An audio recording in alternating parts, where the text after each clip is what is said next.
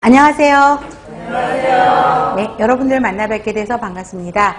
자, 대박 열린 고시학원에서 간호사 국가고시 대비 기본간호학 강의를 맡고 있는 오정화입니다. 자, 여러분들이 기본간호학 그러면 학생 때 어떠셨어요? 기본간호학 이론도 듣고 실습도 들으셨었죠? 하셨었죠? 그런데 자, 기본간호학 그러면 간호학에서 가장 기본적인 내용을 다루고 있는 게 기본간호학입니다.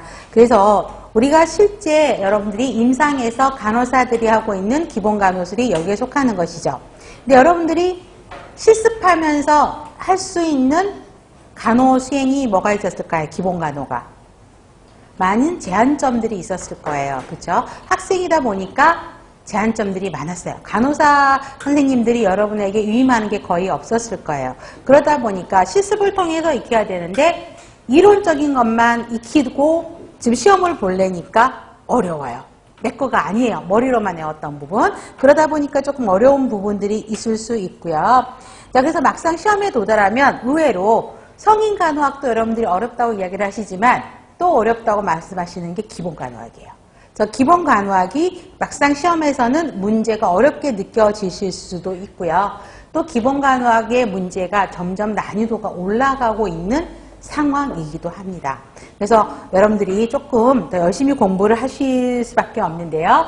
기본간호학을 보면 아까도 말씀드렸지만 공통 부분이 굉장히 많아요. 기본이기 때문에. 그래서 제가 강의하고 있는 모성간호학에도 공통적인 부분, 아동간호학에도 공통적인 부분, 또 간호관리학에서도 공통적인 부분들이 굉장히 중복되어 있는 내용들이 많습니다. 그래서 예전에는 그 문제들이 기본간호학에서 나왔다 그러면 이제는 그 부분들이 각각의 과목으로 다 들어가요.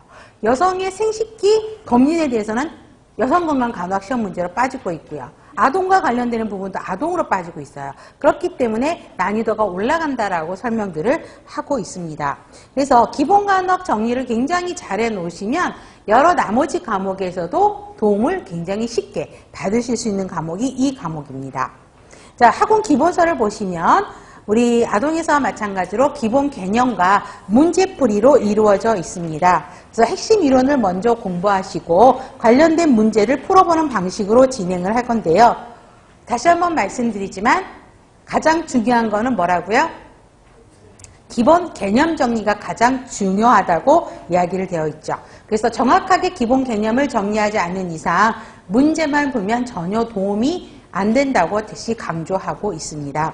그렇기 때문에 저랑 같이 기본 개념을 다시 한번 정리할 수 있는 기회라고 생각해 주시면 감사하겠습니다. 자, 기본간호학 문제는 몇 문제예요? 30문제예요. 그래서 여러분들이 예상 출제 문항수라고 하는 유인물을 받으셨을 겁니다. 자, 기본간호학에서 여러 단원이 있는데 가장 많이 나오는 부분이 어디예요? 투약간호예요. 기본적으로는. 그래서 지금까지도 제일 많이 나왔던 게 투약간호 부분이 제일 많이 나오고 있고요. 그 다음에 나오는 것들이 안위에 대한 부분들이 점차 증가가 되고 있습니다. 그래도 각각의 단원별로 3문제씩은 평균적으로 골고루 나눠져 있죠. 간호 개요를 보세요. 간호의 기본 개념, 간호과정, 건강사정분도 이 부분도 평균 3문제 정도는 나왔었어요. 근데 2년 전부터 이 문제들이 조금씩 줄어들고 있어요. 내용은 외워야 될 게 많은데 이 부분은 조금 줄어들고 있으면서 안위 부분하고 그 다음에 투약간호 부분에 굉장히 비율이 점차 증가가 되고 있고요. 그 다음에 낙상 사고 위험, 특히 JCI에서 인증평가와 관련해서 JCI 검증을 받고 있는데요. JCI에서 제일 우선 모토로 내세우는 게 환자 안전이에요. 그래서 안전에 대한 부분들도 굉장히 강조가 되고 있는 걸 볼 수가 있을 겁니다. 그래서 그 부분도 점차 문제가 비중이 올라가고 있다고 보시면 되겠습니다.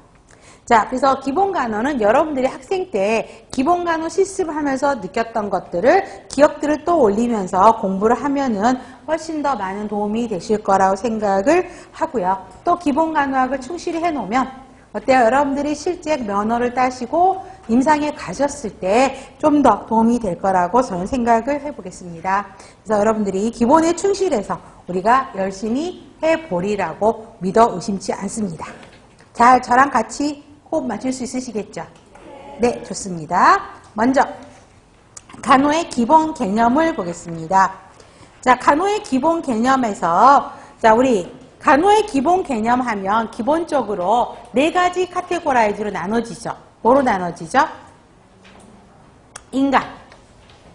인간이라는 게 뭐냐? 그 다음에 건강이라는 게 뭐냐? 환경이라는 게 뭐냐? 그 다음에 간호라는 게 뭐냐? 라고 해서 4가지 카테고라이즈로 나눠져 있습니다. 여러분들이 기본간호학 그러면 1학년 때 간호학 개론 많이 배우셨지 않아요?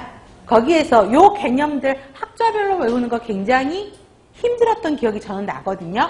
그걸 열심히 외우면서 시험을 봤는데 생각보다 점수는 별로였던 것 같은 기분이었어요. 그래서 이 기본 개념이 4가지의 개념으로 정리가 되어 있죠. 간호의 기본 개념. 그래서 인간, 건강, 환경, 간호 이 부분을 보시면 될 것 같아요. 먼저 인간에 대한 개념이에요.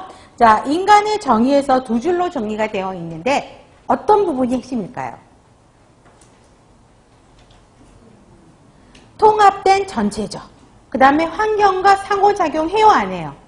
하는 거죠. 환경과 상용하고 있는 존재. 그 다음에 부분의 합보다 크다라는 것으로 정의를 하면 되겠어요. 그래서 체계이론의 관점이라고 되어 있고 행동이론의 관점, 통합론론 관점이라고 3가지 관점에서 이야기를 하고 있습니다. 자, 체계이론은 시스템이에요. 그래서 체계가 만들어져 있는데 환경과 조직을 인간으로 보면 인간은 환경과 스스로 개방되어 있는 시스템으로 만들어져 있어서 인간과 환경이 스스로 끊임없이 상호작용하고 있는 것으로 본다는 거죠. 그래서 개방체계로 본다는 거죠. 시스템 이론이에요. 그래서 개방체계라는 걸 기억하셔야 되겠고요. 행동이론의 관점은 환경 변화에 인간이 가장 만족스러운 행동을 취하려고 함으로써 환경에 대한 안정상태를 유지하려고 하는 행동을 취한다는 관점이죠. 그 다음에 통합론적 관점이에요. 여러분들이 나중에 공부하시겠지만 관리에서 설명이 될 건데요. 구조론적 관점, 인간론적 관점이라고 이야기를 하고 있어요.